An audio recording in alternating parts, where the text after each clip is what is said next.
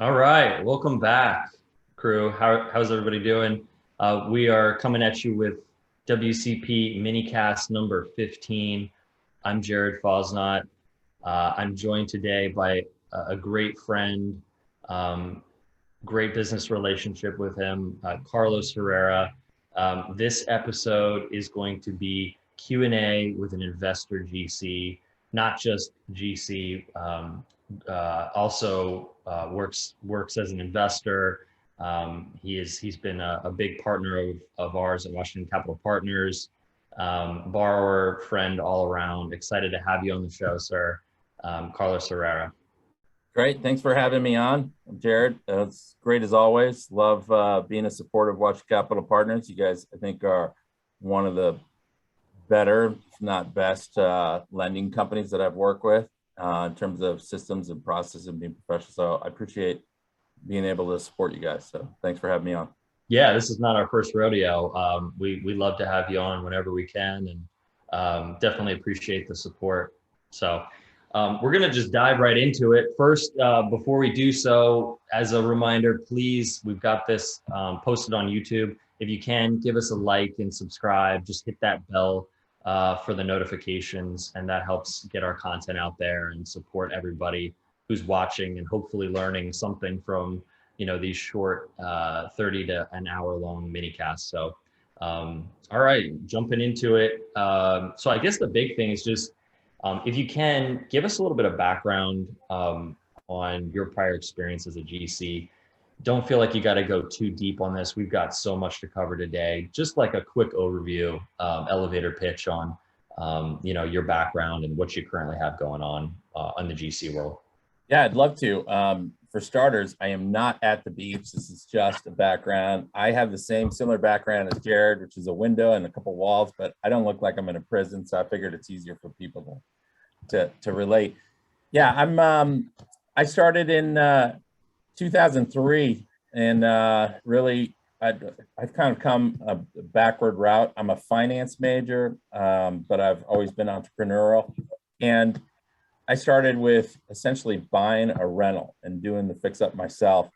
Bought one. I had listened to No Money Down by, I think it's Brown. I forget what his name is. Way old. And bought one rental, and then it took me 6 months because I was a little nervous. And then I bought like 7 more within the year, and had easily a portfolio of 10 within a year and a half. And then I was like, wow, and this was a full-time job. So then I thought, wow, I wonder what I could do if I was doing this full-time. I quit my full-time job and started looking, and this was in Baltimore. I was living in DC, but commuting to Baltimore for work.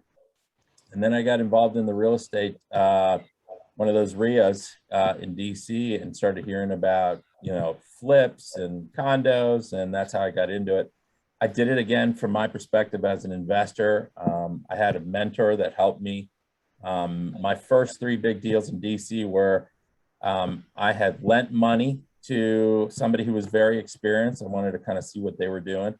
I had and all of these 3 happened at the same time. I lent money, about 50,000, to somebody that was doing a project on Florida Avenue, Northeast. Then I had partnered with a mentor and asked him to mentor, and we did a partnership on a project in LaDroit Park, and where I funded it, but I was splitting the profits, and I asked him to help me and teach me. And the third one was I went out on my own, got a hard money loan. I had an investment partner with a fixed rate of return, and so all the profit, majority of the profit would have been mine.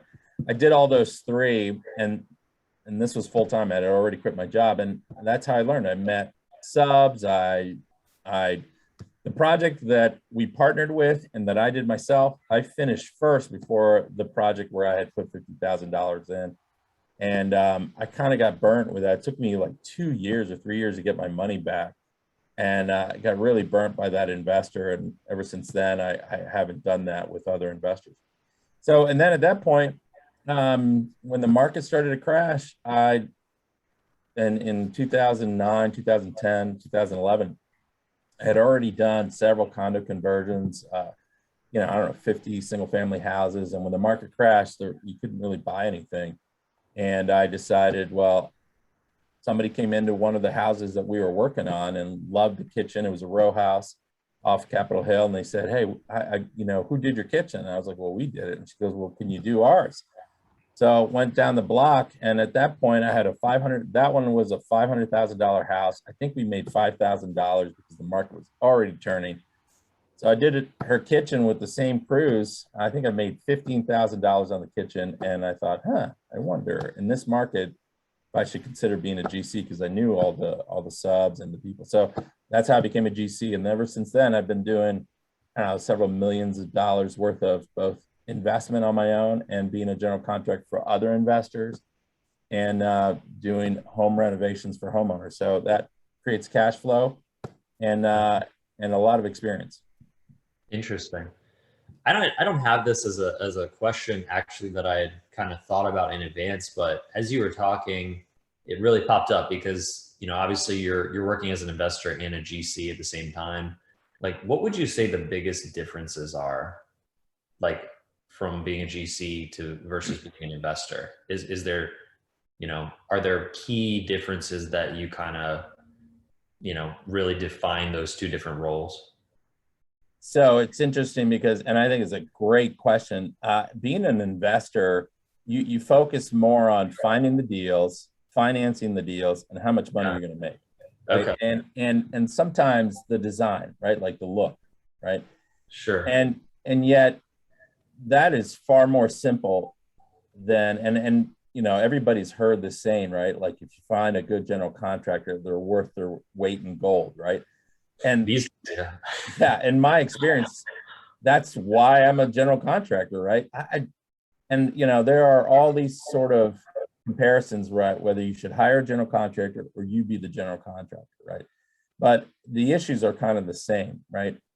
One of them is, and I would say when you're a general contractor, you have to focus on a lot more details, and I would say the risk is more for the investor when he GCs a project himself, because you really you don't know what people tell you, right? And so, I could count how many stories. Even today, I'm a general contractor. I have a crew of like 19 that work for me 100% of the year. Yeah. And then I hire subs. And there are good subs and there are bad subs. And it's just hard to find good people, and everybody's busy. But the biggest thing is, when you're an investor and you're GCing your own project, it's almost like you end up having to learn what the codes are and when you're getting lied to or when somebody's not doing the whole job. And that becomes, I think, a real learning curve to people. And then that learning curve costs money and it costs time. And so it's so much easier to be an investor. And if you have either a partner who happens to be really handy and good at general contracting and very organized, but there are a lot of investors who are not organized, and being a GC and having a GC, you need somebody that's organized, because there are a lot of things that kind of stack on top of each other on a timeline. Yeah. And if one thing doesn't happen, it could throw the whole timeline off. Yeah, really great points. What I always tell people, especially new people that are starting out, and they're like, I want to just sub all this out, I'm going to be my own general contractor. I'm like, you got to think about this as a business. If your goal is to scale, it's specialization in role. So you want to have silos of different things that you can, have other people working on. And one of those is the contracting piece, the building piece. Like that's a full-time job, obviously. Like you're performing that. If you're trying to do that and also go be an acquisitions person for your business and do other things, the financing side, and set that up with a lender, if you're going to scale, those could all be individual jobs that's all that somebody's doing. So yeah, I agree. I think that's a big downfall of a lot of people when they're just getting started, is they think they can do so much. And it's like, look, you really should start with a general contractor, learn everything that you can, and maybe down the road, if you're building a big machine of a development company, then you bring it in-house and you have a project manager. But you really, you should be working with a general contractor like yourself. Yeah, and it's one of these things, unless you're going to start small and you're going to do like, the putting lipstick on a pig, which is a reference that's used to when you're only going to take, you know, a house that maybe you just need to change counters, maybe even cabinets, and you put paint, and maybe you do a bathroom. That stuff I think is far easier to manage. You'll learn a lot if you have a plumbing sub and electrical sub. But the moment you start getting into like full gut, you know, condo conversions, man, you can get burned so many different ways. And we could do podcast after podcast of like structural stuff, foundation stuff, water stuff.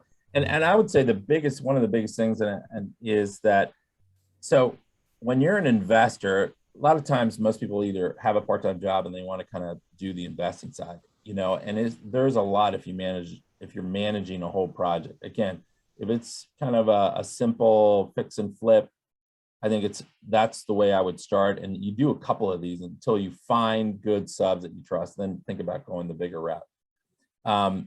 If you're going the bigger route, get an experienced GC, right? That has referrals from people that are doing the same thing. The other one is the architectural and design and the permitting. So a general contractor typically, or even a sub, will give you a price based on either what the plans say or what a walkthrough. And the biggest issue, and this happens with any relationship, right? And you just look at it as a relationship. When you and I talk, there's some, you know, we lose some translation between one another, right? Like I say, you know, do 5 recessed lights, and the guy hears 5 surface lights. Well, recessed lights and surface lights for an electrician mean 2 different things. One is you got to cut drywall and run wire, right? But if you don't have something very clear, then what happens is you get in this constant confrontation between, well, that's not what I heard. Well, that's not what I said. And so it becomes adversarial. So the reason I bring up the plans is a lot of times people think, well, I'll just get somebody to draw up some plans to get a permit. And you obviously shop the least expensive, you know, a lot of times that you can. So you get 3 pages that's approved by the city.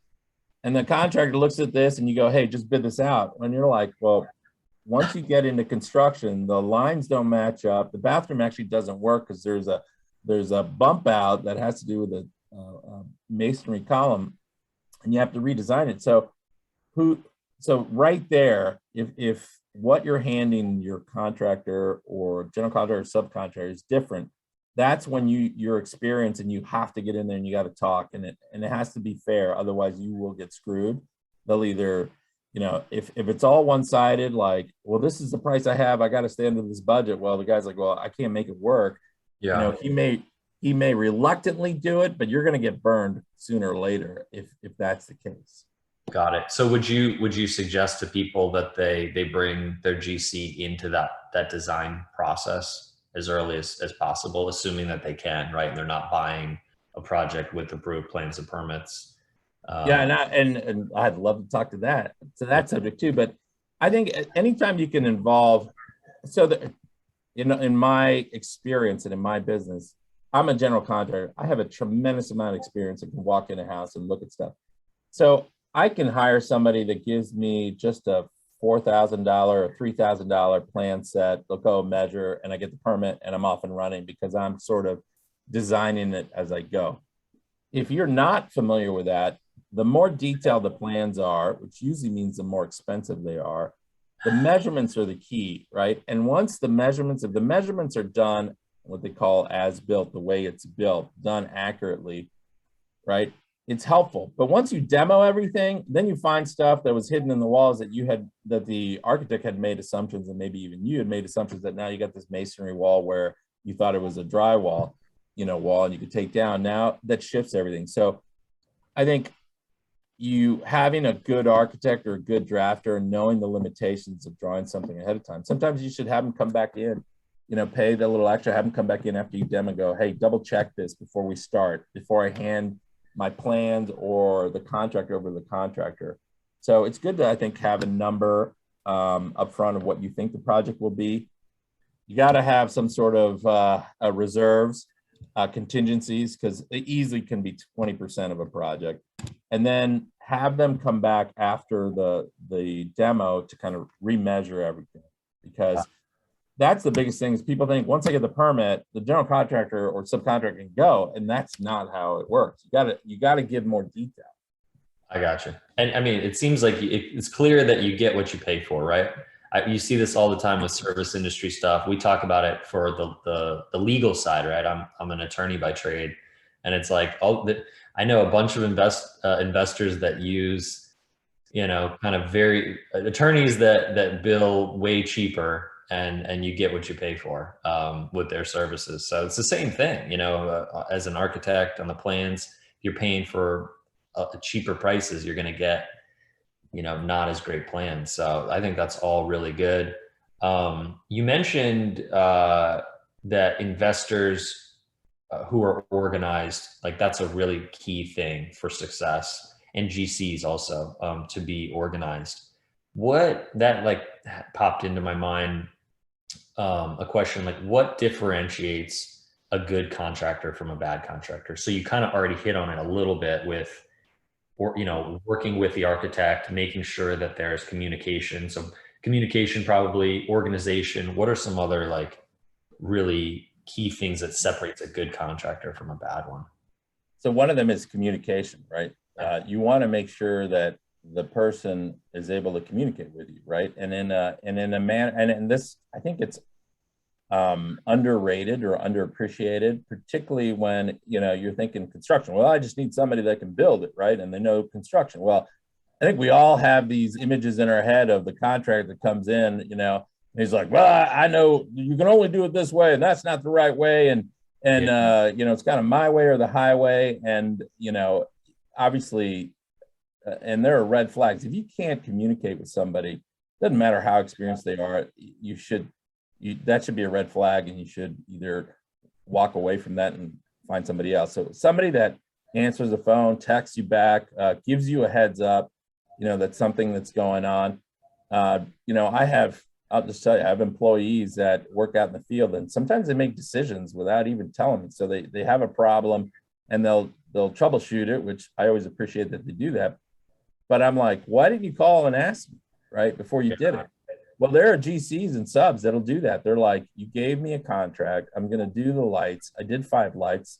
Okay, so they're not in the same place you asked me to, but I did 5 lights. So technically, and so you want somebody that kind of, and a lot of times that comes up, there'll be a beam where the light was supposed to go, and they'll just put it either next to it or whatever. And you're like, well, that doesn't line up with anything. And they go, well, I can't put it in there because there's a beam. Well, a good contractor, a good subcontractor would want to kind of bring you in and go, hey, this is the issue. Was your intent, and you can't do it. So what do you want to do? And so that costs time and money for a contractor. So most contractors and subs don't want to do that. Don't do that. So, and the ones that constantly make those decisions for you, right, that affect your design or whatever, those are obviously people you don't want to deal with. So I think communication, timeliness. If you're having a meeting on site, the first time, and they say, we're going to meet at 12, and then they don't call you, and they show up at 12:30, and they're like, hey, they don't even apologize. Well, clearly they don't value your time, right? So there are all these little things that are key in terms of, I think, providing some insight into what they're like, right? And so you got to take those account. Don't minimize them just because they happen to know construction. So I think communication, their word, how they present their estimates. We have a very relatively detailed estimate when it comes to projects. Avoid the contractor that on one line item says, I'll do the house for $50,000. Oh, right? You're like, oh my God, that's within my budget. Fantastic. Where do I sign? There's no detail, right? Like, yeah. And then you get into the project. Sorry, my phone's ringing. No worries. I'm at home, and I rarely get calls on that home line. And so a contractor gives you one flat number. There's no detail. There's no, and what'll end up happening is like, you will have, again, goes back to that communication. It's like, I want the siding replaced. Well, he's like, well, no, my number kind of assumed that we were just painting the siding. And you're like, well, wait, that's not what I said. And they're like, well, for $50,000, that's all I can give you. Yeah. Right off the bat. I mean, the whole relationship will be constantly back and forth if you're not clear and specific, more detail. And so I would avoid a contractor that does that and doesn't give you any specificity or details. That's a really, really good point. And we've actually gotten to the point where, we push back a little bit on our borrowers that do have GCs that have no detail in their budget, because it's not possible also on the draw side for the lending piece. And so that is definitely a value add from a contractor like yourself, just really being able to work with your lender on the draws and have it all in writing, fully out there. And the more, like you said, the more communication, the more detail there is, the less misunderstandings there's going to be. Yeah, and let me to that point. When I started with Watch Capital Partners, maybe you guys did have a draw schedule, but I would send a draw schedule, and you guys come up with a draw schedule with a lot more line items, and that process actually helps you to think about, oh, you know what, I didn't think about that one thing. And landscaping, no, I didn't have a number for landscaping. I thought being an investor was all about just doing the inside, right? And so there are all these kind of line items, and the more line items that you're able to think about at the beginning before you do the project, the more successful and more realistic your project will be. Yeah, really great point. You mentioned something about the budget. What do you see as far as like pricing structures for like typical GCs? What's common for the industry? Like I've heard of things, like price plus, and there's a couple of different terms out there. What are some of those like most common forms? How do you guys generally structure your bids? So the way we structure, and let me tell you the different forms. There's a fixed price, right? Okay. Do the house for $50,000, right? But you got to hope you have all these line items. Okay. That contract, however, should have a clause that says, if the contractor walks it before you demo the project, right, then basically, usually the contract says, based on what I've seen or based on the plans. And I will tell you two things that you can take to the bank. One is, once you demo, you're going to find things that you didn't see and the contractor didn't see. And two is, the plans almost 100% are never going to line up how the actual structure is, right? Once you demo. So what do you do on a fixed price contract, right? That has a clause that says based on what we've seen or based on the plan. So right there, automatically, you have to now have an adjustment and conversation, and you got to kind of figure out what to do. So that's one. The other one is a cost plus, which basically is like a fixed price, but if we don't find anything, or if we find something that's not in the plans, that's not, based on the walkthrough, that we can't do what we do, then we're going to add it, and that's already built in. So it's a little easier conversation, but it creates, you can pretty much assume your contracts. Let me put it this way. I've done probably, 300 projects, homeowners, investors, my own investment for other investors. There's only one project out of those 300 that ever came under budget. One. And the other 299, 399, like, are all over budget. Like it's impossible. And what I mean is, the more complicated the project, right? And I don't mean just paint and counter, but you pretty much bet that you do paint and counter, either you underestimated the appliance cost, the counter cost, when you take off this gets damaged, you got to fix that. So you're gonna be going over budget, right? Unless somebody's overcharging you and they're like, yeah, sure, I'll throw that in. Yeah, sure, I'll throw that in. Yeah, then you're like, wait a minute. Right. And I'm paying too much. Yeah. Right? So there's the fixed cost, there's a cost plus, and then obviously there's you buy the materials and they just do labor. So they go a labor only, like a labor fixed cost, and you do all you buy all the materials and make sure they're on site.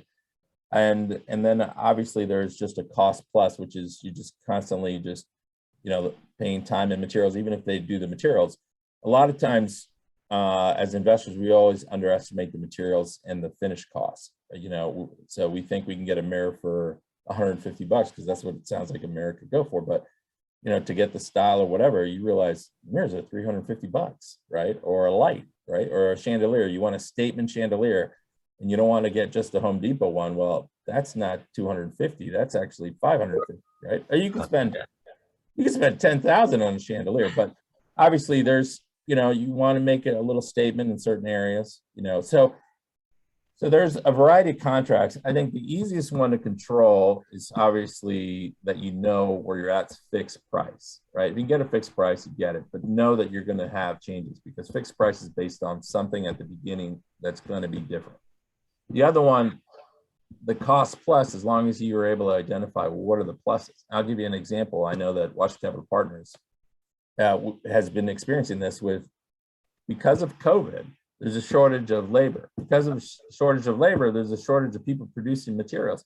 The cost of plywood went from like $25 before COVID to like $65 for a sheet of plywood. Now, if you're refinish an entire house, you're going to have underestimated that by 1/3, right? You have 2/3 over budget for just that. And you multiply that by 2x4s by almost every material. So anyway, you got to understand that you're going to have overages on materials, and right now that's the way it is with appliances and fixtures and building materials. Yeah, the materials are definitely a moving price. We've seen that, and that's why we've really advised people on the lending side to build in a contingency, like with their draws, like at least 10-20% contingency. That gives us more room to help out with some of those increases in material costs. And labor costs due to shortages. That's big. So of these 3 or 4 different types, I mean, so cost plus is generally what you think is best. I would assume that a labor type of contract might not be as attractive to a contractor just because, there's, look, at the end of the day, a general contractor is there to make money. Like anybody with a differing opinion on that just doesn't, is not realistic. Yeah. So you have to have a margin just like everybody else, or else you wouldn't be in business. Do you find that works best with cost plus? So cost plus is, I think, the most evenly balanced. The fixed price, you're going to have to work through it. And again, this goes back to, if it's a good communicator, it'll be a lot easier. If it's not, and you're not a good communicator, it's going to be a disaster, right? If you're buying so there's a difference between buying all the finishes and buying all the materials. And so people confuse the two, right? Like if you're going to buy the finishes that you're talking about cabinets, faucets, appliances, counters, tile, flooring, right? That is so much easier. And a contractor may not like that, right? Because you're going to leave everything up to the investor. And again, I'll specify some details. When an investor or a designer picks like a small tile, right? Like a little mesh tile, right? Like 12 by 12 with little individual pieces all meshed together. That is so much harder to install and for it to come out right and level than a 12 by 12 one piece to slap on there, right? Or you go with a small subway tile, right? Versus a 12 by 12 or 12 by 24. It actually takes more time to install those subway tiles, I would say almost like 2 times as long, maybe even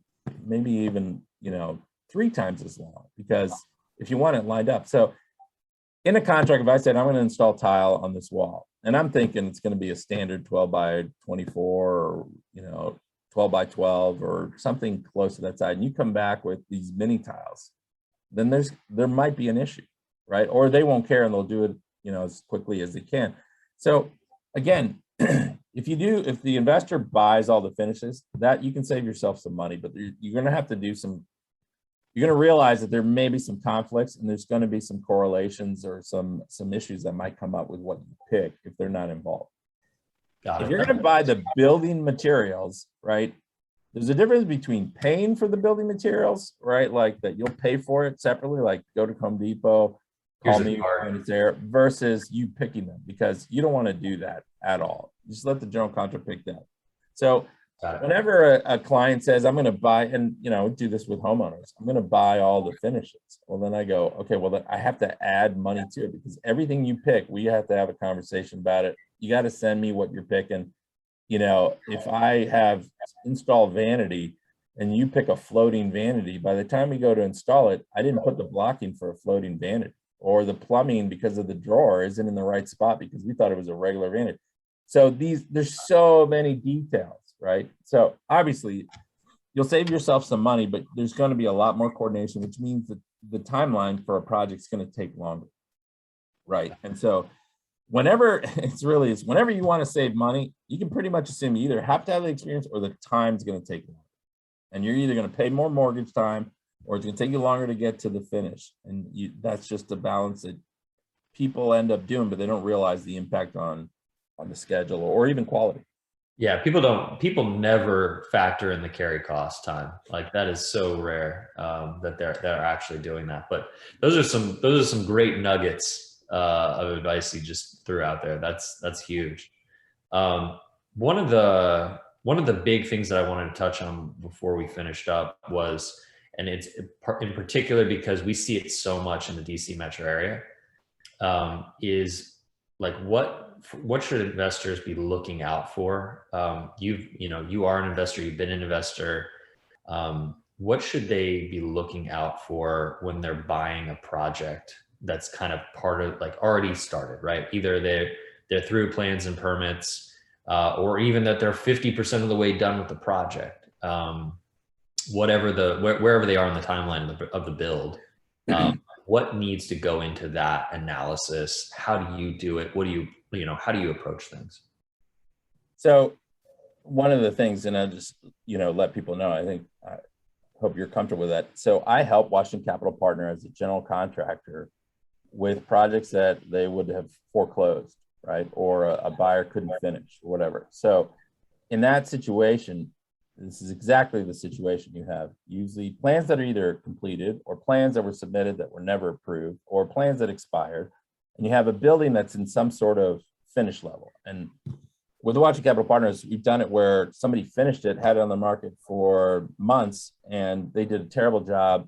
And we had to kind of refinish it, right? And, again, you think, well, can I save it with just some paint and changes some things? And sometimes you can't save it, right? And so you have to redo everything. So and it's interesting because whenever you're taking over a project, right, the bigger the project, the more the problems and the more you're going to miss. The smaller the project, the easier. So if it's pretty much buyer beware. When somebody's selling you, oh, I got plans done, we already did the demo, the electrical's done, the plumbing's done.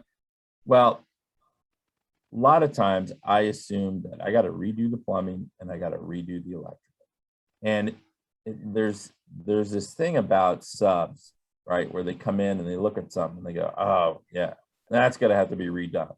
Or when you look at it, you're like, that's almost done, at least in my eyes, right? And you're like, and they're like, no, and a lot of times it's harder for somebody to track down and understand what somebody else did than to do it all new. And so, but you're assuming there's going to be a value for the fact that the electrical's done or the plumbing.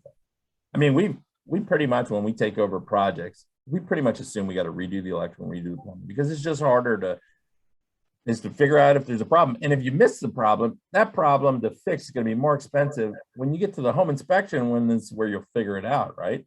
So I think you just assume you're going to have to redo plumbing and electrical. Right. And I'm thinking about a project that's already framed up, right? And, has plumbing, electrical in it, and it's open and you can see it. I would also assume that you're going to have to redo some framing. There's a project that we're doing right now for Washington Capital Partners where the plans were submitted, they were approved. It looked like the house was, framed up, ready to go. And this is the difference between being an investor and being a GC. Usually a GC doesn't care what it looks like in the end, right? He's like, you're the designer, the architect designed it, I'm just here to build it. The value, and it's one of the reasons why I do work for you guys, is I think for Washington Capital Partners, I think as an investor. And for all our clients, I go, I wouldn't do that. That's going to affect you when you go to sell, right? So in this one project, the way the plans were, and didn't notice it until we started walking the project and the framing was up. I was like, this is a terrible layout, right? Like, you walk in and there are all these, closets, and it's a nice open space, and the way they had the kitchen, and literally we had to go back and go, "Ah, we assumed this was kind of like thought out better, and it wasn't." And so we ended up redoing like the first floor for the kitchen to make it more sellable. And if you don't do that now, you really can't control it at the end when you're done. And so again, either having an interior designer, an architect, or general contractor with experience to walk to you, and you're going to want, if you're buying a project that's partially done, don't assume that that because it's partially done and their permit said it'll be easy. Have a contractor, have a second contractor, have an architect, or have a designer. Walk it through, get as much feedback as you can, but I think you have to assume, we're getting burned on that one project, right? The permit was approved, but it said that we were changing some party wall, that we now had to go have a third-party surveyor come and do a wall check. And the one plan said that the plan said we weren't doing it, but somehow whoever submitted it said we had to get something additional. Well, that cost us like 3 to 4 more weeks before we could do anything, based on something that was in a plan that was already approved that we had no control over. So there are all sorts of things that pop up, and so you just got to assume it's not going to be as simple, and don't overpay for something that's partially done. Just assume that there's going to be some rework. Yeah, I couldn't agree with you more, especially on the hard construction side. I think even more so than that, I think what's more complicated and potentially more detrimental is the soft cost side with the architect piece. At the very least, like if you buy a project with plans, go talk to that architect. Even if you got to pay them a little bit of money, they already finished the job. Well, one, make sure they got paid. We've taken over some deals where they never got paid, and now they're looking for their money, and that's like a whole issue in and of itself. So don't assume that whoever you're buying it from is doing the right thing, and make sure that's getting taken care of. And frankly, other subs too. I mean, we've seen those kind of situations as well, where mechanics lien gets slapped on it, and you're just like, wait, where did this come from? And now, you potentially overpaid for a project, and you gotta deal with the mechanics lien from a past sub or a past contractor or whatever. And so, that's a challenge. But yeah, at least talk to the architect. And if you can't, or that it's not feasible, have the plans run by a new architect and make sure that the layout, like you said, is so crucial at that stage. So, yeah, I think one of the things is, I think anytime somebody to me is selling a project that's partially started, is you have to be suspicious, and you have to be like, why didn't they finish it? Right. And usually what you hear is, well, I have other things, and I'm busy, or I can't get to it. And that might be 15% of the people. It might in fact be true. I mean, there are projects that I've sold where we got the permit and it was just far more complicated, and I was like, man, we're going to spend a lot of time on this. We're probably not going to make any money, and I've lost money just to not have to deal with that project. But now somebody else is buying it, and they're going to deal with it, right? And obviously, when you're selling something, you're not going to tell all the details. Like the neighbor, I'm thinking of this one project. This neighbor was like, issues with the neighbor. And I was like, man, I do not want to work on this project with a neighbor. And this is my own investment project. And yeah. I'm the GC, so I get to control a lot of it, and the quality and the people, and protect the neighbor. But I was like, we haven't even really started, and she was already complaining. And I've already been through one of these where a neighbor would call the city and get stop work orders slapped onto our property that we then had to go fight because she was just being difficult. We hadn't done anything, but a neighbor can ruin a project for you. And so whoever the seller is not going to tell you that. So it's good to, I think what you said is, talk to the previous architect, talk to anybody else that was involved, talk to the neighbors, how's the project been? What's it been like, Oh man, I can't tell you. That's one of the biggest undercover issues of anything that we see. I mean, we're doing, thousands of loans.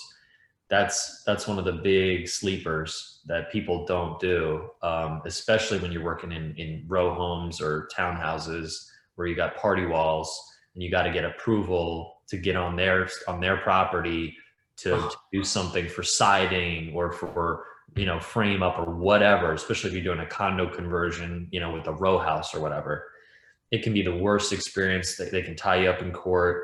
They can call and get stop work orders on your project for the smallest little things that you would have been able to work out. And it's just a nightmare. I mean, it's really dangerous. So I would absolutely go talk to the neighbors. If they sound like they're going to be difficult, I would pass on that, honestly. Yeah, we had a neighbor who's literally crazy.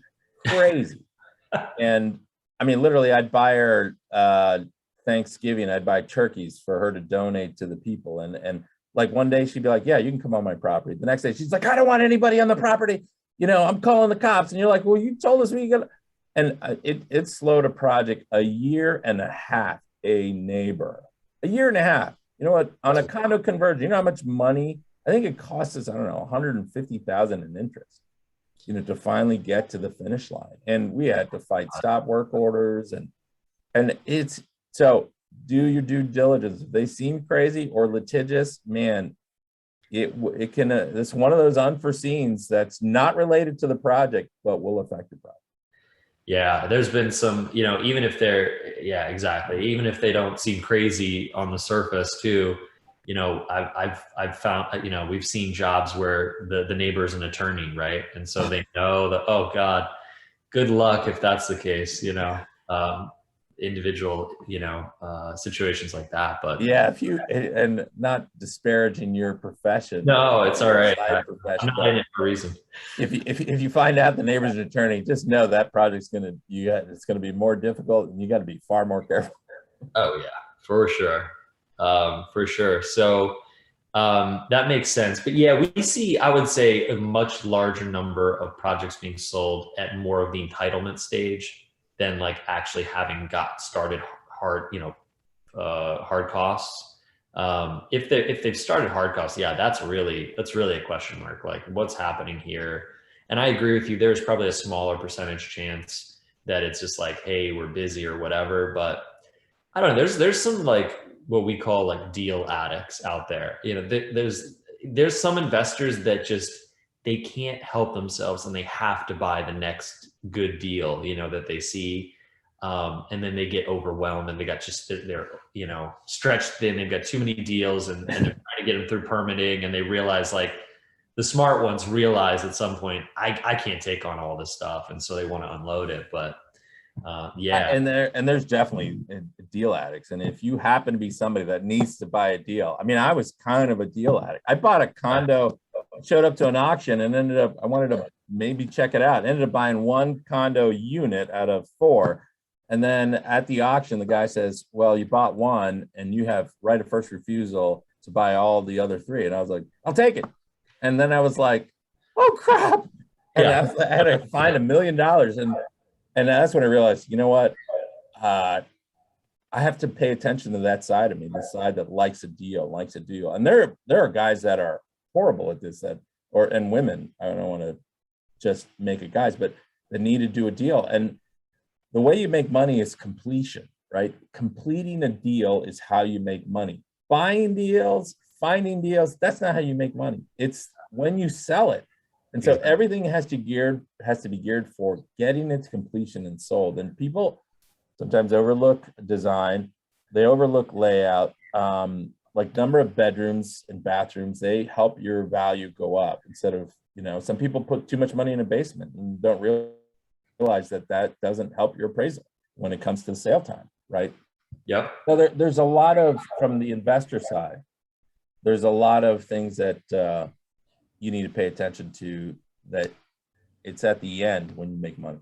Yeah, I would say the biggest piece of advice, or the people that I think are doing the best, that are really killing it at another level, not only do they have operations and like systems for everything that they do, but they walk this fine line, and they know the balance so well of how many projects to be working on at any one time. And they never lose. Like, sure, there's a project that you can lose money on because something changes with the market in that sub-market or whatever, and it cools down a little bit or whatever the case may be, but they're not, their deals aren't going sideways to the point where they're losing money, a lot of money. And I feel like it's kind of like investing in the stock market too. Your first goal should always be like, how do you not lose money? Kind of coming at it a little bit conservatively will let you grow for forever, really. If you take on too much and you lose it all at once, that could put you back to square one or worse. And then you're digging yourself out of a hole. And had you just been a little bit more conservative, you could have grown it more in a more scalable way. So, yeah, I think there's something to that point. It's capital preservation, right? They use that terminology in the stock market, right? Yeah. That and it really is. This is not a get rich quick scheme, real estate. It sounds like it. People talk about it, but nobody tells you the story about for every 5 winners you have one loser, right? And you want it to be. I mean, that's good, but there are projects where for every 1 winner you have 1 loser, and that's a tough game, and you have to kind of think through and try to learn from whatever mistakes, because you're going to make them. We all make them in this business, and you're going to keep learning from things that will surprise you. But I think if you have, and I think the other component is you got to have, if you're doing a project, let's just use round numbers, you're using $100,000 construction. You know that you might go over. I mean, I almost guarantee you're going to go over by 20%. So let's assume you're going to get to 120. If you haven't figured that out in your numbers, that's a problem. That's one problem, right? That's at the investor side. The other one, which is on the investor side, if you don't have another 20, right? You only have 100 in the bank, and you assume the bank's going to give you all the draws. So it's kind of like a zero-sum game. You have to put very little in. Most people don't realize you have to fund before you get to the draw, right? So you got to have 20 grand, 30 grand to give to the contractor to buy materials to get started before you even get to the draw. But if you go over, you have to have a source for additional income, right? And most deals that die, they die because they didn't have enough capital, or they have too many projects. They're like, man, I'm going to make 50 and 100 grand on this one. I'm going to 50 and 100, but they don't realize that you need, for each one, you need 150 grand cash, right, to keep it going. And they're trying to do it on 50. And if everything lines up great, and just pretty much assume that in construction and real estate and neighbors and inspectors and everything, things are not going to line up perfectly, and almost on every deal. And so you have to have reserves or a way to get reserves. And if that's family and friends, because most deals, I think, and you could speak to this, they run into a problem, and one common one in DC is water in a basement. Most people do not assume there's water in a basement, because when you went to walk through it and went to buy it, it was dry and there was no rain, and most people can't read the telltale signs of water. Then you buy it, and then a week into the project, it starts flooding, right? And now you have a $30,000 to $50,000 repair in the basement. And if you can't fix that problem, then you're stuck, right? And a lot of times projects, because of these problems, that people just don't have the money or the carrying costs or the construction costs. And you have to have both, the reserves for both. Yeah, I would agree with you. I think that's the biggest issue that we see with problems, problem loans, problem projects. Either the number one issue, or at least in the top 5, is just lack of operating capital. I mean, you got to treat this like a business. Your business, like the cash is oxygen. And if you don't have that oxygen, you're going to perish. And you got to be able to carry all the potential issues that could pop up. Carry put the funds in for the construction first, all that kind of stuff. Make interest payments for if you financed it. So it's definitely, you got to treat it like a business for sure. And the people that don't, they find out really quick, unfortunately. So I guess just a last question here, more of a market question. What are you seeing these days? Like, what kind of projects are you seeing that are more attractive? Are you seeing any kind of slowdown in any one area of the DC market? Just the usual kind of market kind of update, like condo conversions, is that still really hot? Are you more bullish on single families versus condos? And just, what do you So, yeah, so obviously if you're looking for deals, it's hard to find deals, right? And you're going to be paying more than what you probably would like. And so you're almost all the wholesalers and people selling deals, they're like, well, with the appreciation that's happening, you'll be able to sell this for X more than what it is now. And that's a dangerous game to play too, and especially right now because everybody's been. I mean, I've been hearing this for the last 6 years that we're at the top of the market, right? And the key is this: is if interest rates stay low, then housing will be fine. If interest rates start going up, there'll be a significant change in housing, right? But you have to couple that. I was listening to a podcast, and you got to listen to podcasts. I mean, there's so much information out there, right? And share this with somebody if you know that they're in this business, right? And subscribe to the channel and hit the like button, as Jared would say, but there is a shortage of housing. I think I was listening to a podcast that said something like we're adding like 600, I want to say like 600,000 new home, like families that need housing every year. And we're building like,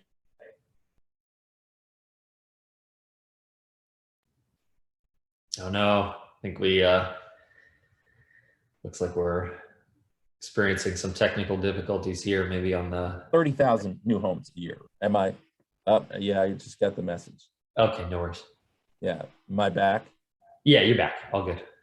I don't know where I lost out, but there's something like 600,000 new families coming on every year, and they're only building like 30,000 new homes a year, right? So there's a huge deficit. Yeah. So there's a tremendous deficit, and the immigration just means there's going to be more need for housing the way it's done, and there's so single family houses I think are very safe, right? Like because there's a shortage of housing, people are always looking for new improved single family homes, and I don't think you can go wrong there. Okay. Condos, yeah. Condos, I think condo conversion projects, I think still are safe because there's a shortage of housing, right? And so a lot of people, some are converting them to Airbnbs or renting them out, but there's still a strong market for condo conversion projects, units.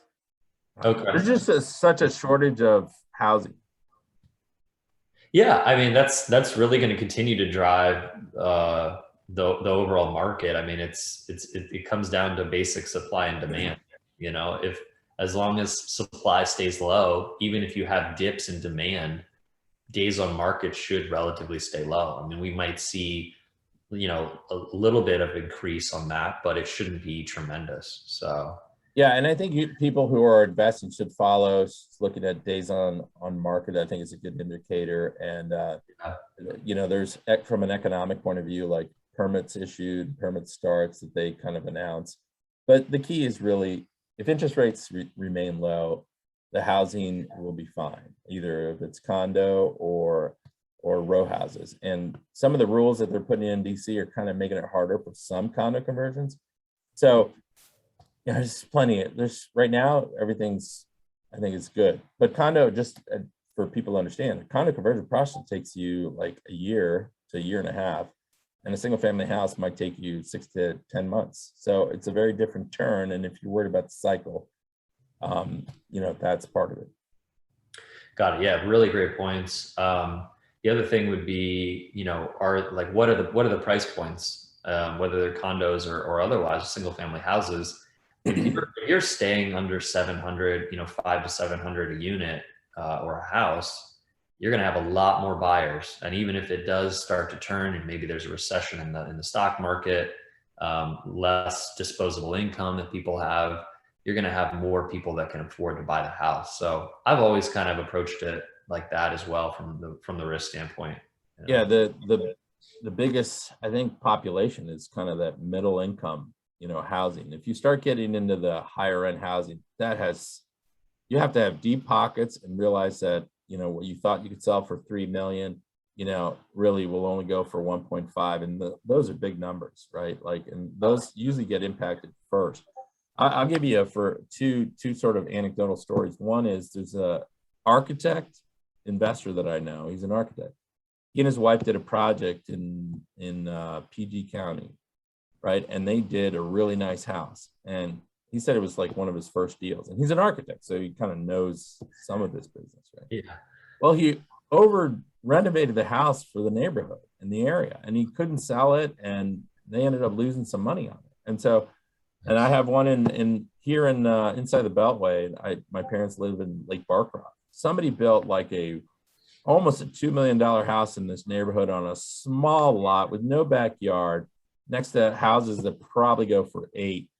You know, and that's been sitting on the market for at least 6 months. Every time I drive by it, my wife always comments. She's like, "Yep, still on the market."